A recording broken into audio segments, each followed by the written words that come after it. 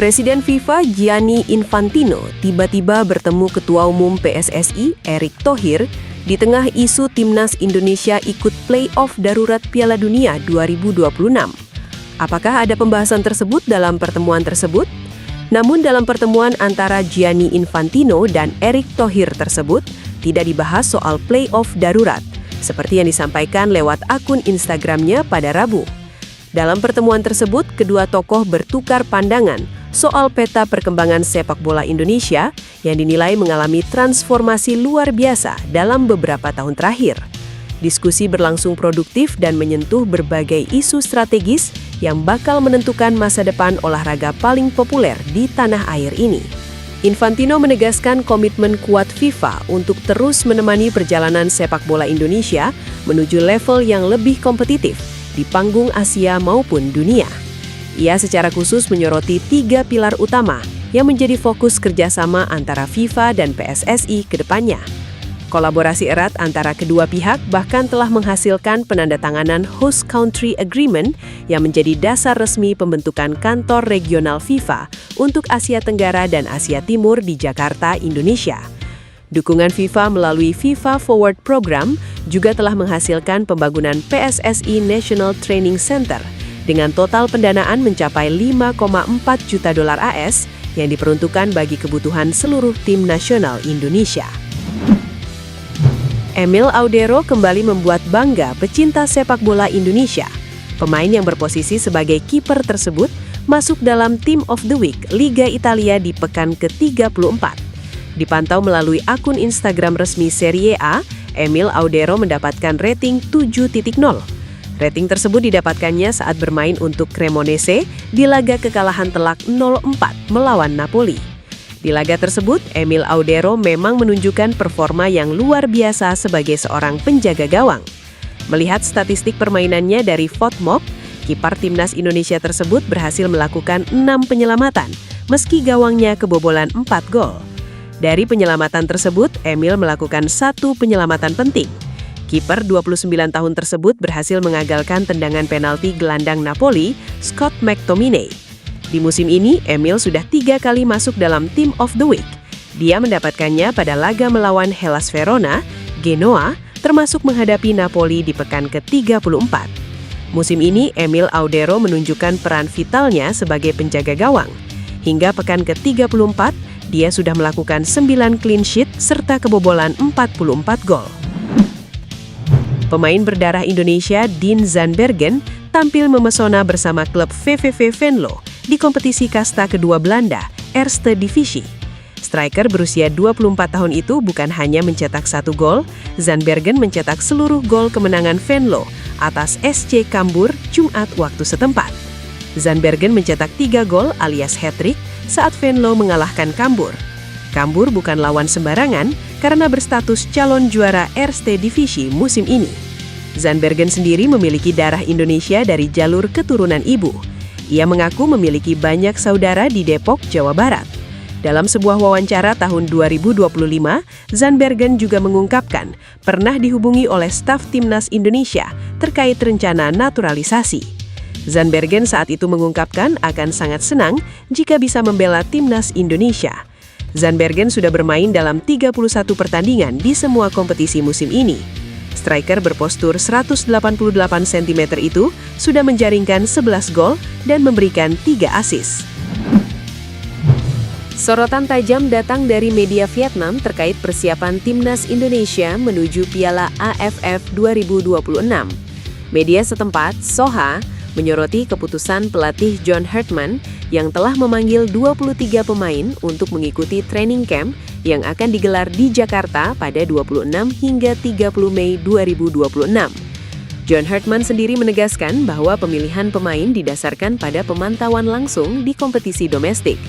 Ia mengaku telah menyaksikan banyak pertandingan Liga Indonesia musim ini untuk memahami potensi para pemain lokal. Menariknya, hampir seluruh pemain dalam daftar tersebut berkarir di dalam negeri. Hanya Marcelino Ferdinand yang saat ini bermain di Eropa bersama klub Slovakia AS Trenčín. Hal inilah yang kemudian menjadi sorotan utama media Vietnam.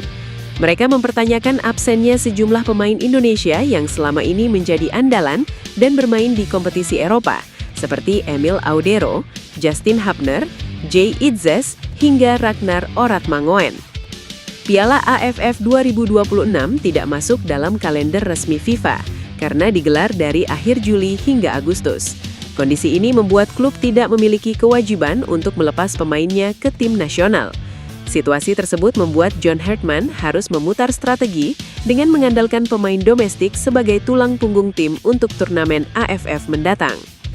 Pelatih timnas Indonesia John Hartman dijamin bahagia saat ini, sebab calon penyerang naturalisasi Luke Vickery memiliki mimpi besar bersama skuad Garuda, yakni meloloskan timnas Indonesia ke Piala Dunia 2030.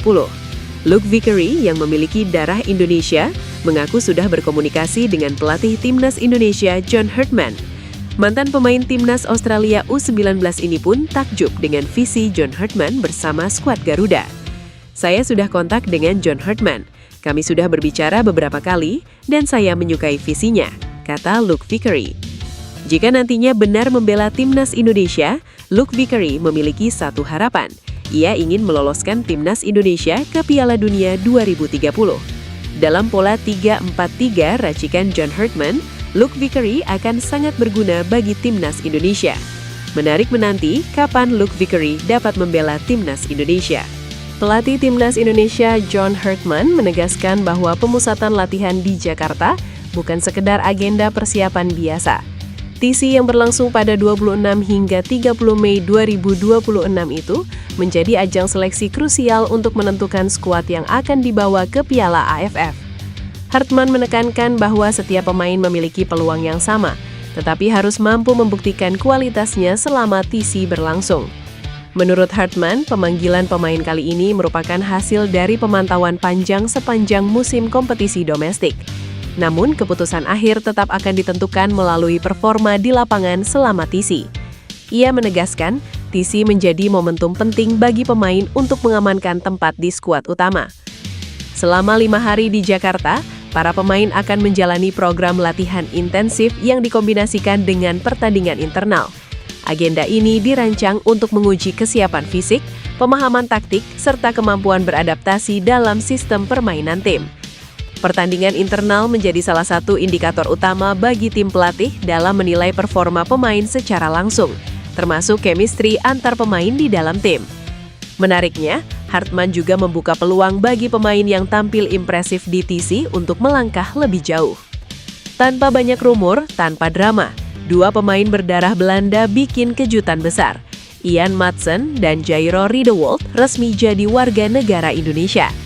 Kabar unggahan story Instagram mereka yang memperlihatkan dokumen naturalisasi langsung bikin jagat bola tanah air gempar. Ya, dua pemain yang pernah bersinar di Premier League itu kini disebut bakal membela Garuda. Langkah ini diam-diam dirancang rapi oleh Ketua Umum PSSI Erick Thohir. Ini sebagai bagian dari strategi senyap jelang FIFA Matchday Juni mendatang. Disebutkan dokumen Ian dan Jairo dilaporkan sudah ditandatangani pada 27 April 2026. Banyak yang menyebut ini sebagai sinyal bahwa Indonesia tidak lagi main-main dalam urusan sepak bola. Meski sempat tersendat karena dokumen, sinyal positif sudah datang. Bahkan pelatih baru timnas Indonesia John Hartman disebut sudah bicara langsung dengan Jairo. Back Leeds United Pascal Struijk mengunggah bendera merah putih. Sontak hal ini bikin geger pencinta sepak bola tanah air. Struijk diketahui memiliki darah Indonesia dari kakek dan nenek pihak sang ayah. Namanya santer dikaitkan dengan skuad Garuda karena komentarnya di Instagram rekannya di Leeds United, Joel Pirro. Dia menyebut Joel Pirro sebagai penyerang Indonesia. Pemain Indonesia sambil menyertakan emot ikon bendera merah putih. Tak lama kemudian giliran Joel Pirro yang mengomentari akun Instagram Struijk. Indonesia memanggil, tulis Joel Pirro. Komentar mereka jelas menimbulkan spekulasi. Ada yang beranggapan jika Struijk berminat untuk memperkuat timnas Indonesia. Mereka berharap bek berusia 25 tahun itu benar-benar ingin memperkuat Garuda. Jika Struijk benar membela Indonesia, John Hartman dijamin full senyum. Benteng pertahanan Garuda bakal sangat kokoh lantaran ada Dix, Jay Itzes, hingga Mes Hilgers. Impian untuk bermain di Piala Dunia 2030 tampaknya akan realistis untuk digapai.